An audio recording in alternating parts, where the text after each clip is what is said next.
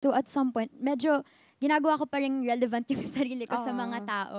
Until dun sa TikTok, nakilala din ako ng mga tao before pa ako mag-start ulit sa acting. Hindi Oo. pa rin ako ready nun na sumabak ulit sa show. Especially, nagkaroon ako ng backlash for transferring to another channel na parang di naman daw kilala, ganyan-ganyan. Tapos pati yung physical looks ko, inaano nila, binabash nila. So parang, ang weird lang kasi bakit kailangan ng hate. Very confused ako noon. Tapos na-realize ko na wala lang, gusto lang ng mga tao.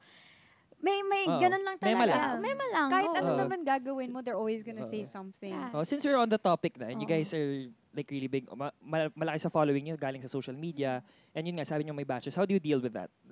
Sure naman ako ever since bata pa kayo, nagkaroon na kayo ng mga bashers eh. So, through the years, how did you deal with that, with the criticism? Well, ako kasi, ever since naman naturuan naman ako ng parents ko na wag pansinin yung mga bashers, di ba? Siyempre, at first, okay nga, sabi nga ng parents ko, ganyan, wag papansinin. Pero, at some point, nahuhuli ko yung sarili ko na nagsuscroll, sinustok ko na yung sarili ko. Parang naging conscious na ako sa kung ano yung sinasabi ng iba. So, parang naging mahirap din siya kasi parang may pressure pa na sa kung ano yung possible na sabihin ng ibang tao na hindi ko naman dapat iniisip.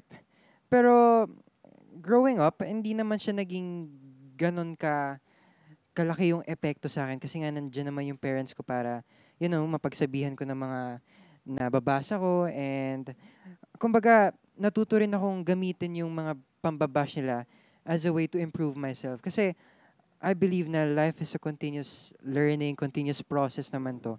And sobrang invested ako sa idea of self-improvement. Yes. So, naging ganun na rin yung mindset ko growing up. So, ayun, basta, it's a matter of perspective eh. It's a matter of how you perceive things, kung paano mo siya iti-take din yung, kumbaga, makaka-apekto sa personality ko or sa pag-iisip ko. Yeah.